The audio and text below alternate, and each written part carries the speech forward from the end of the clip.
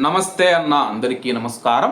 ఫిబ్రవరి 28వ తేదీ నుంచి ఇజ్రాయిల్ మరియు అమెరికా మనం చూసుకుంటే ఇరాన్ మీద భీకరమైన దాడులు చేస్తూ ఉన్నాయి. ఈ భీకరమైన దాడుల వల్ల ఇరాన్లో ప్రాణ నష్టం మరియు అలాగే ఆస్తి నష్టం భారీగా సంభవించిందనమాట.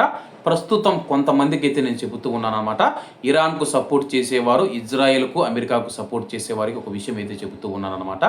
ప్రస్తుతం ఈ యొక్క యుద్ధం జరుగుతూ ఉన్నప్పుడు ఎవరైనా సరే కానీ అమాయకుల గురించి అయితే ఆలోచించండి అనమాట. అమాయక ప్రజలు ఎవరైతే ఉన్నారో వాళ్ళు అన్యాయంగా ప్రాణాలు కోల్పోతూ ఉన్నారనమాట.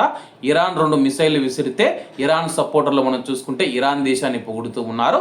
అమెరికా ఇజ్రాయిల్ ఇరాన్ మీద దాడి చేస్తే అమెరికా ఇజ్రాయిల్ సపోర్టర్లు ఎవరైతే ఉన్నారో వాళ్ళు మీసం మెలేస్తూ ఉన్నారు. ఏదో వాళ్ళే నిజంగా యుద్ధం చేసినట్లు అనమాట.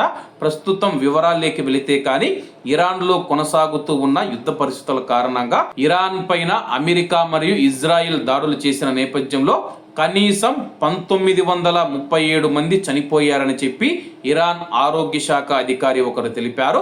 మృతులలో 240 మంది మహిళలు, 212 మంది పిల్లలు ఉన్నారని చెప్పి ఇరాన్ ఉప ఆరోగ్య శాఖ మంత్రి అలీ జఫారియన్ ఆల్ జజీరాతో చెప్పారు.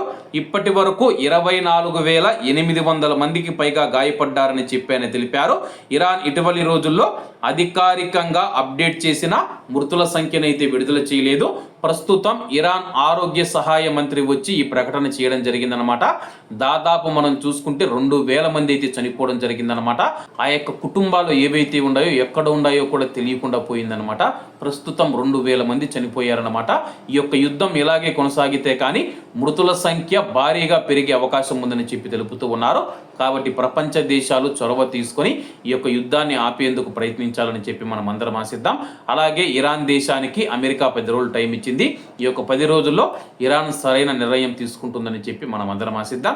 కాబట్టి అందరూ బాగుండాలి, అందులో మనం ఉండాలి. అందరికీ నమస్తే అన్న, జై హింద్.